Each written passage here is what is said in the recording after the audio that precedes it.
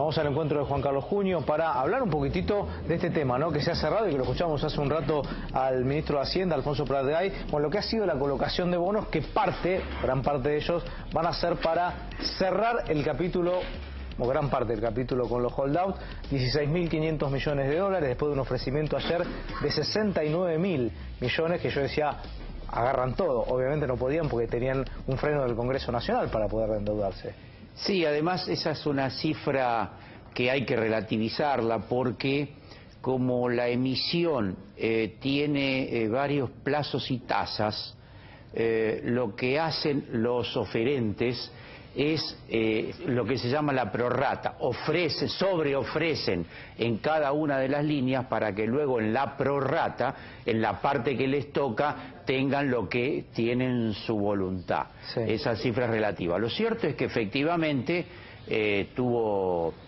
éxito la demanda del gobierno nacional. Estuvieron los ministros toda la semana, lo llaman roadshow, buscando inversores, y se descontaba que lo iban a lograr. La tasa de interés desde el punto de vista de los inversores es muy interesante, y a último momento hubo un cambio que es discutible también. ¿Por qué? Para que la tasa sea más baja, se redujo el plazo a 3 años, por lo tanto vamos a tener que afrontar ese compromiso. De cualquier manera, el problema de fondo, lo que está en debate políticamente, es que el significado de todo esto. En primer lugar, hay que decir que aquí nos dan 15.000 millones de dólares que jamás entran a la Argentina, sino que un núcleo de banqueros pone los 15.000 millones de dólares para que otro núcleo de banqueros, que en este caso son los buitres, cobren, por lo menos en un porcentaje altísimo, cobren lo que se dispuso el gobierno argentino a pagarle. O sea, es como un pasamano de un núcleo al otro núcleo. Son 12.500, lo que se recordó, y hay una diferencia que... Hay una diferencia que lo que se dice es que se va a utilizar para lo que serían gastos corrientes, los gastos de todos los días del presupuesto nacional. Si no para infraestructura. ¿Cómo? No para infraestructura. No para infraestructura, precisamente es lo que quería abordar, porque en ese caso podría tener sentido endeudarse cuando es para obras de infraestructura. Por lo tanto, la otra mirada importante, yo diría estratégica, es que este episodio de hoy corona el inicio de una nueva fase del endeudamiento argentino.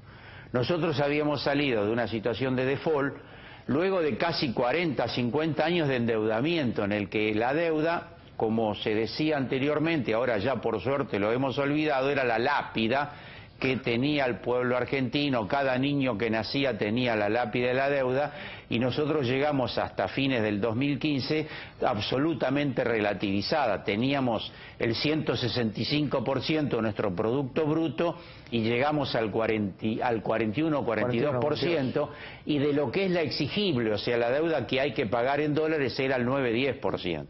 Aquí, esta es una emisión de las más grandes de los países como el nuestro en los últimos 20 años, muy grande, y se inicia entonces un ciclo de endeudamiento con los banqueros internacionales. La otra cosa que viene acompañando a este hecho de hoy es la vuelta del Fondo Monetario Internacional. Volvemos al endeudamiento y volvemos al Fondo Monetario Internacional, que yo creo que ese es un hecho impugnable. Nosotros también después... Bueno, Argentina nunca se fue del fondo.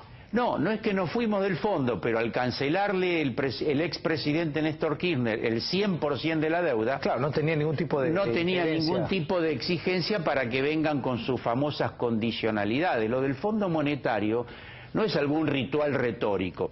El Fondo Monetario impone condiciones a los países... que hace modificar políticas económicas. Todas las políticas, incluso el propio presupuesto nacional, la asignación de recursos, la política jubilatoria previsional, la política de salud, de educación, porque el norte central del Fondo Monetario es que se reduzca el gasto del Estado para que haya recursos para pagarle los intereses a los acreedores.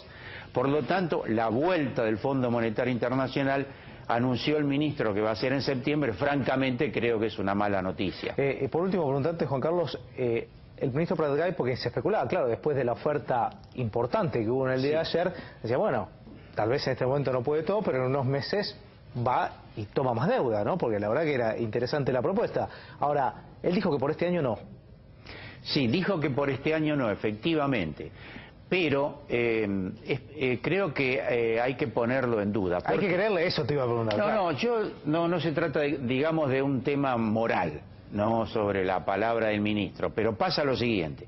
El gobierno se comprometió con las grandes corporaciones extranjeras a que le iba a facilitar la posibilidad de que remesen sus ganancias al exterior, que el gobierno anterior se las tenía limitadas, sí, para que puedan remesar unos 6 o 7 mil millones de dólares que tienen sin hacerlo. Hacen falta que acá tengamos divisas para poder hacerlo.